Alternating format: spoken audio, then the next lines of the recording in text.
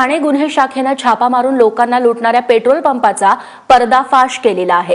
ठाण्यातल्या Wagle estate भागातल्या एका petrol पंपावरती छापा टाकण्यात आला।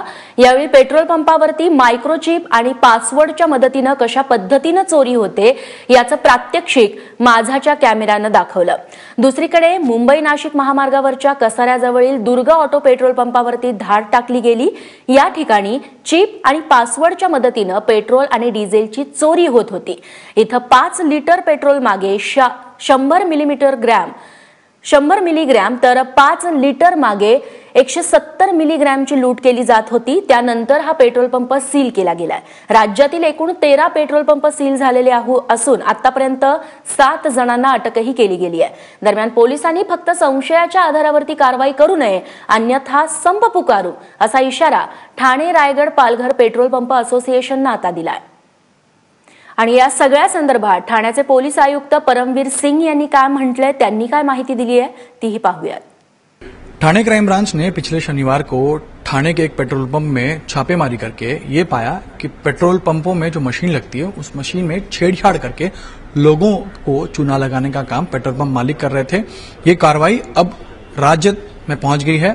ठाणे क्राइम ब्रांच की टीमों ने करीब 13 ऐसे पेट्रोल पंप फिलहाल पाए हैं जहां पर इस तरह की छेड़छाड़ होती थी और भी आगे कार्रवाई चल रही है। और महत्वपूर्ण बात यह है कि अब ये सिर्फ राज्य तक सीमित नहीं रहा है, ये अब देश के दूसरे राज्यों में भी इस पूरे नेटवर्क के तार जुड़ते हुए नजर आ रहे हैं। हमारे साथ ठाणे पुलिस कमिश्नर परमवीर सिंह साहब हैं।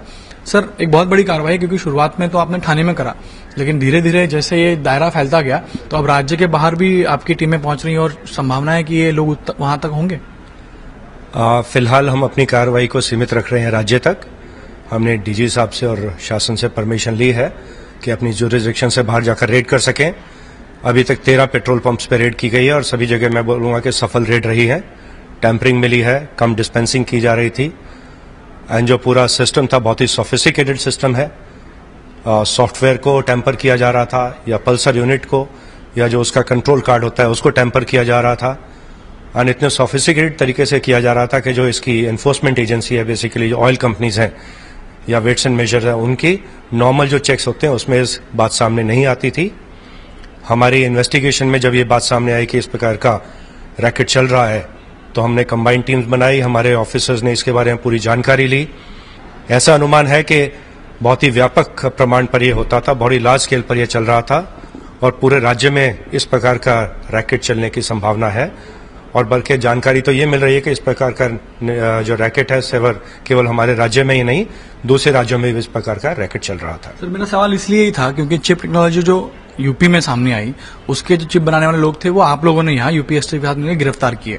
उसी के बाद कार्रवाई आगे करते हुए आप ये अलग अलग मोडस ऑपरेंडीज जो है उन्होंने उसका खुलासा आपने किया।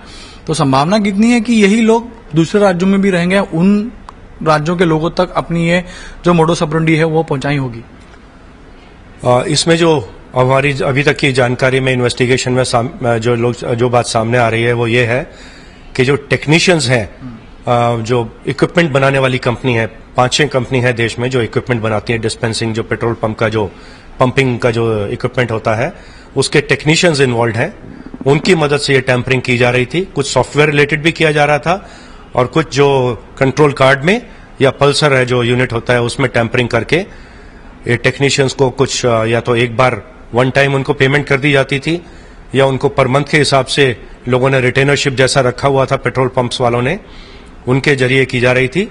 तो एक मास्टरमाइंड नहीं है इसका कि जो पूरा कंट्रोल कर रहा था, बल्कि मुझे ऐसा अभी तक जो सामने आ रहा है कि काफी लोग इन्वॉल्व रहे होंगे, बहुत से टेक्नीशियंस इन्वॉल्व रहे होंगे अलग अलग शहरों में, अलग अलग जगहों पर। कुछ ऐसे नाम हमको मिले हैं, उनके ऊपर अवश्य ही उनको हम आरोपी बनाएंगे, उन पर कार्रवाई करेंगे। लेकिन बाकी राज्यों में भी मुझे लगता है टेक्नीशियन के मार्फत या सॉफ्टवेयर वाले लोगों के मार्फत इस प्रकार का रैकेट अवश्य चल रहा है और मुझे विश्वास है कि इस प्रकार का रैकेट हम और अनर्थ करेंगे। हमारी 7 टीमें इस समय राज्य भर में फैल चुकी हैं और आने वाले कुछ दिनों में आप देखेंगे कि और काफी सारी रेड होने वाली है।